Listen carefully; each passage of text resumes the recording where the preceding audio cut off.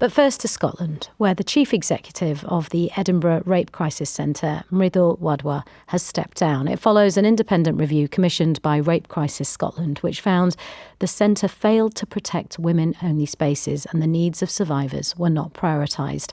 The BBC's Scotland correspondent Lorna Gordon has more details. Lorna, good morning. Welcome to Woman's Hour. Tell us more about what prompted this review.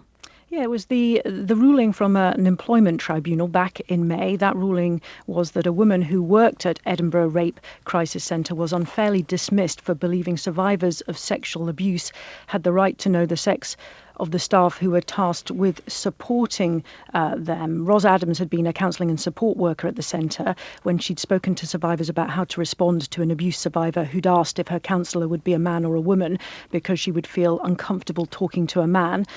Miss Adams said during that tribunal that while she was supportive of staff who were transgender, she believed victims of sexual violence had the right to know the biological sex of staff working at the centre in order to feel safe. But the tribunal heard that her managers decided to launch a disciplinary process because they wanted to make an example of her gender-critical beliefs, and that this had led to a completely spurious disciplinary process, according to the tribunal, which the judge stated was reminiscent of the work of Franz Kafka. He said that the CEO, who was a transgender woman called Mridul Wadhwa, appeared to believe Miss Adams was transphobic and conducted what the judge described as a heresy hunt against her. The ruling went in Miss Adams' favour. She is still to have a remedies hearing, but off the back of that, an independent review into the practices and procedures at Edinburgh Rape Crisis was commissioned by the umbrella body for rape crisis, those rape crisis centres in Scotland. It was commissioned by Rape Crisis Scotland, and that's what happened yesterday. With the results of the review came back. So what exactly has the review found? Yeah, it was a very critical report. Edinburgh Rape Crisis provided specialist support to more than 1,000 survivors of sexual violence last year, but the report said the actions of some staff at the centre had a detrimental impact on some women the centre should have been helping, that some women did not feel safe. It said that the centre's values were inappropriate. If you look at their strategy document, those values are being loving, empowering, inclusive, accountable and brave.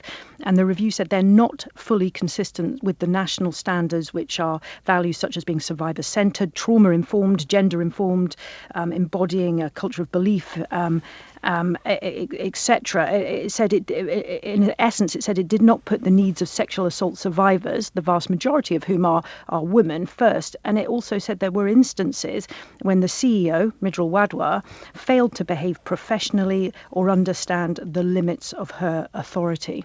A pretty damning assessment. What's the reaction been?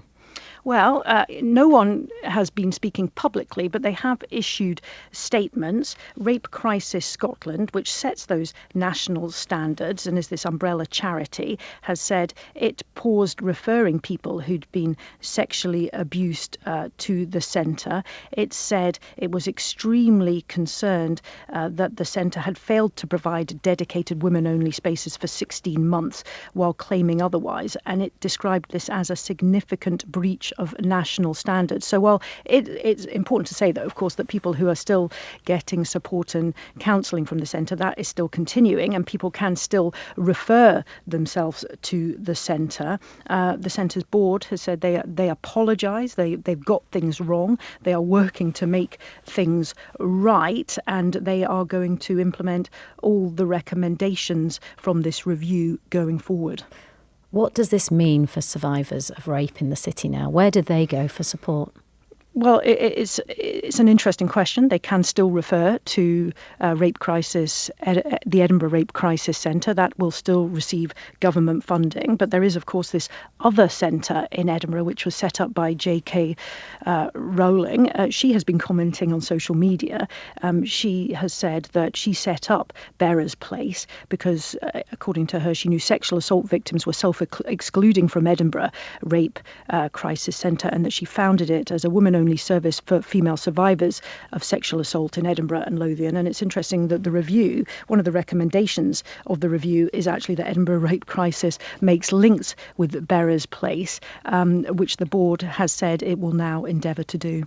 And the CEO has stood down this morning. Have we heard anything from Mridul Wadhwa herself? Yeah, no, we have not. Not at any point in this process. Mridul Wadhwa went on leave at the beginning of this review process. I asked repeated questions of Edinburgh Rape Crisis yesterday saying, what is Mridul Wadhwa's position? They said they wouldn't comment on individuals.